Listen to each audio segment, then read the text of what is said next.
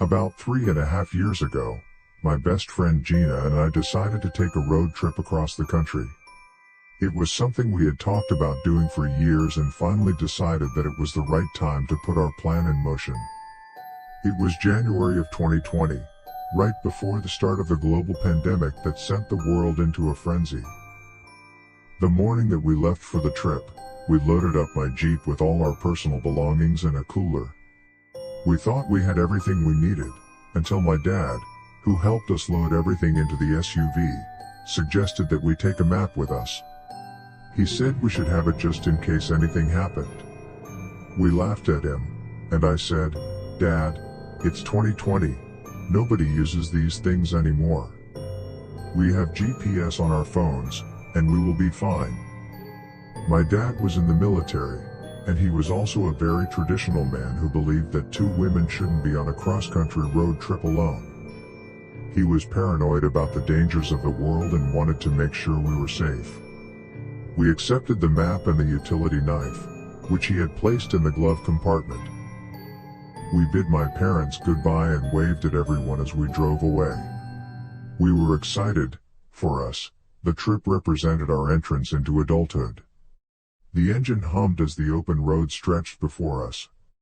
Gina and I had been cruising along for a few days now, exploring new places and enjoying our freedom. The sun painted the sky with shades of orange and pink, casting a warm glow on everything it touched. The wind rustled through the open windows, and our favorite songs played in the background.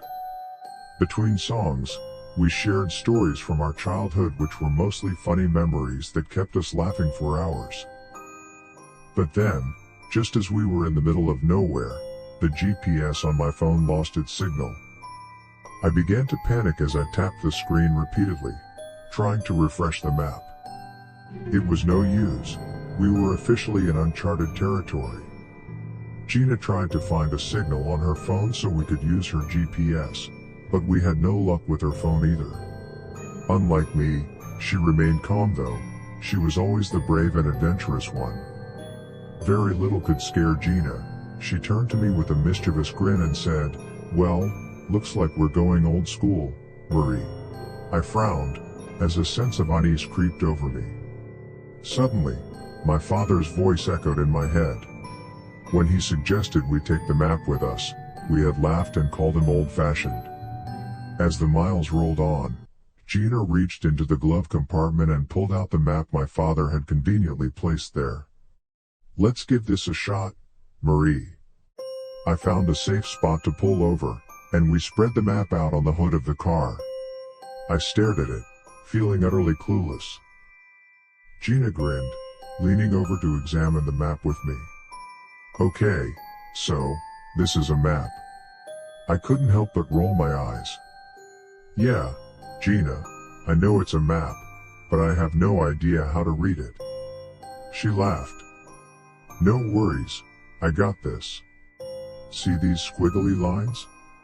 Those are roads. And those little triangles? They're towns. All we gotta do is figure out where we are and where we want to go." I looked at the map skeptically. "Alright, but how do we know which way is north?" Gina pointed at the map's legend. "Right here, it says north is up. So, we just need to orient the map that way." We both leaned over the map, trying to determine our location. It wasn't as easy as it looked, and we had a spirited debate about which direction we were facing. Finally, we reached a consensus and decided on our approximate location and the direction we wanted to go. Gina traced a route with her finger, and we marveled at how much we had come to rely on modern technology. "Ready to give it a shot?" Gina asked, folding up the map and tucking it away. I nodded. My anxiety eased a bit as we got back on the road. "Let's do it." The shortcut we had found on the map seemed like a brilliant idea at the time. It promised to shave off a significant chunk of our travel time, and we were eager to reach our next destination.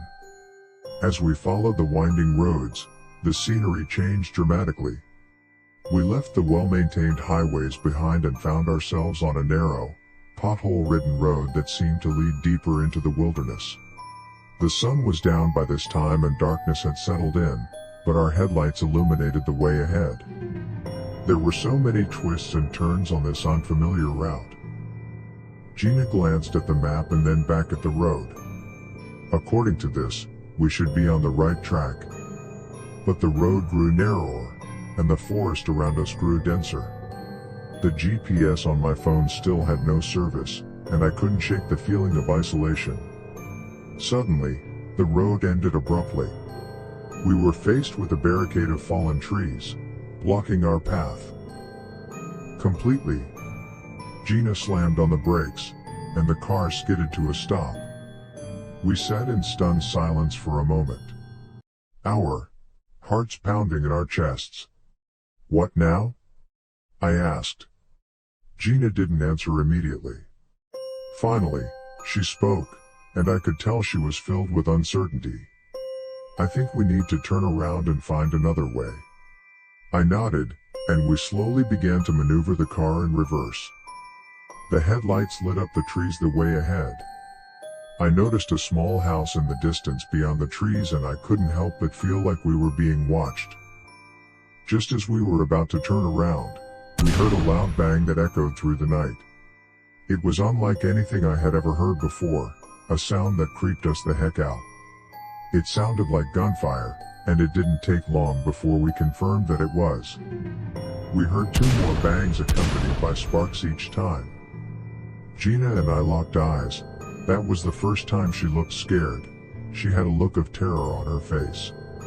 Without a word, she slammed the car into reverse and floored the gas pedal, heading back the way we had come. But the mount car got stuck in what felt like mud.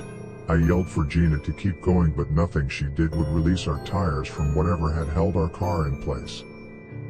We both got out to check out the tires, and we realized that we weren't stuck in mud. We were caught in what appeared to be a trap.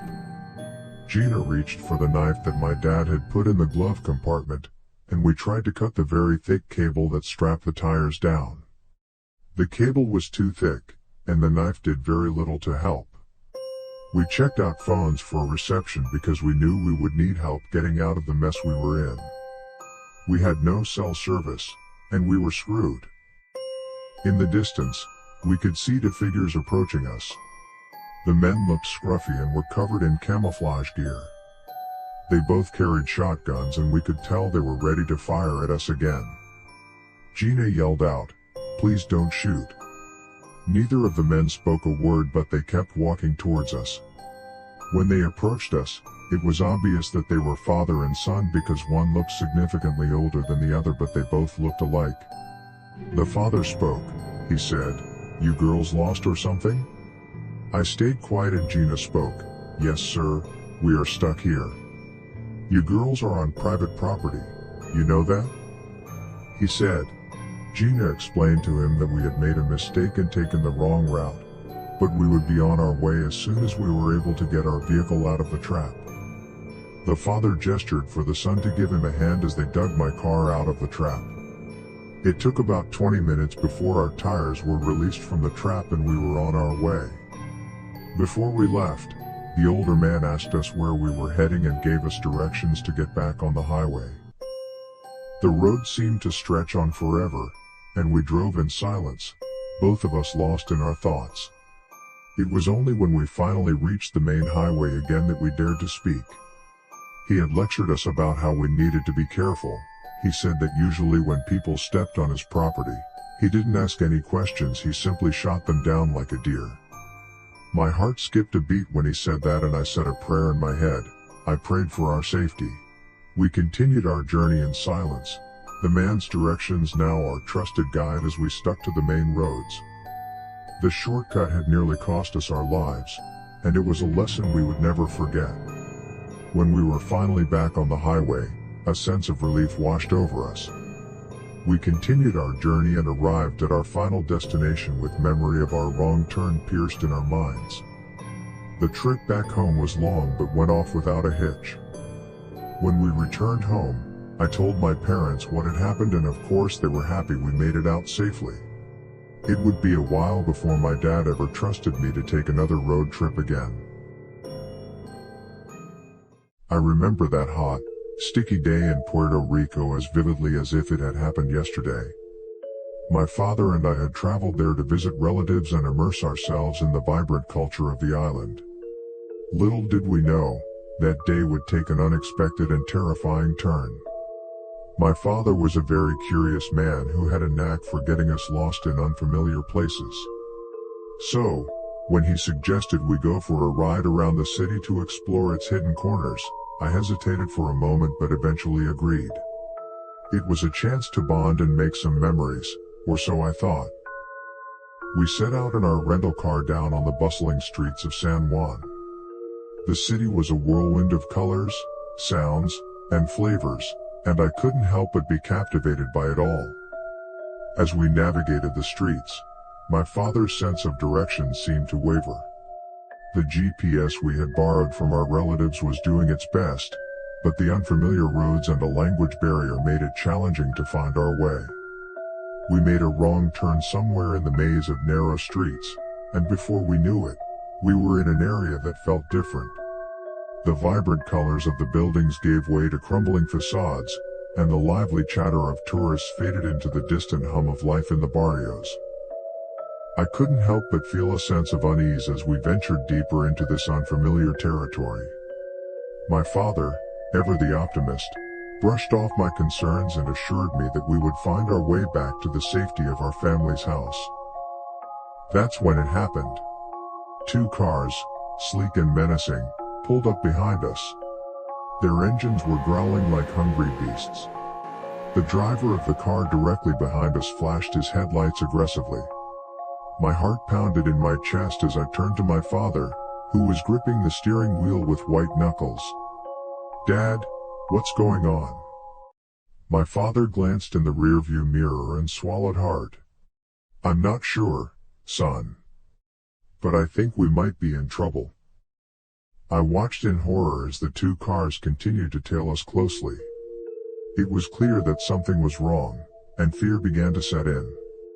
Just when we thought things couldn't get any worse, a man on a motorcycle rode up alongside us. My heart sank as I caught sight of the man. His face was covered by a dark helmet, and a gun gripped tightly in his hand. With an angry gesture, he motioned for us to pull over to the side of the road. The adrenaline surged through my veins as my father obediently steered our car to the curb.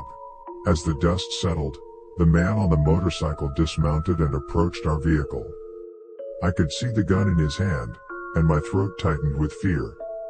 The stranger, his voice was low but commanding, demanded to know why we were in the neighborhood and who we were looking for.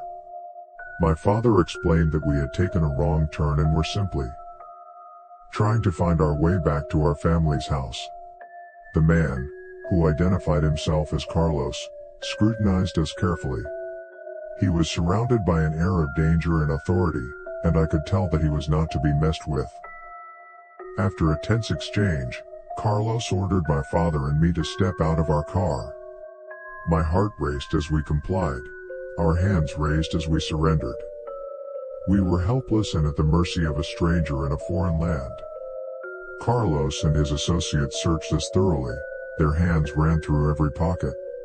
It was an invasive violation of our privacy, but we didn't have the guts to say anything.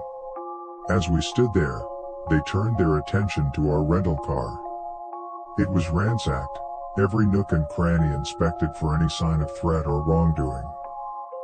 Minutes stretched into what felt like hours as we endured the scrutiny of these men. It became painfully clear that they were looking for something, or someone, and we were caught in the crossfire. Finally, after what felt like an eternity, Carlos seemed satisfied that we posed no threat. He lowered his gun, and a hint of something resembling sympathy flashed in his eyes. "You can go," he said, stepping away from us. "But remember, this is not a place for outsiders. Stay away from here." With a final warning, Carlos and his gang fell back, disappearing into the shadows as quickly as they had appeared. My father and I were left standing by the side of the road, shaken and disoriented. We clambered back into our car, our hands trembling as we gripped the steering wheel. I glanced at my father. His face was a mask of exhaustion and relief. "We need to get out of here," he said quietly.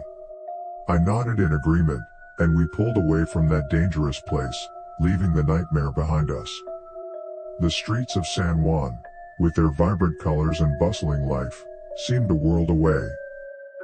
We made our way back to our family's house with our hearts still pounding with fear. When we finally arrived, we were greeted with a mix of relief and concern from our relatives. We told them about our scary experience, and they listened intently. They looked very concerned. It was clear that we had narrowly escaped a really bad situation. Every time I think about that day, I can't help but think about the many people who took a wrong turn down a place like that and never survived to tell their story.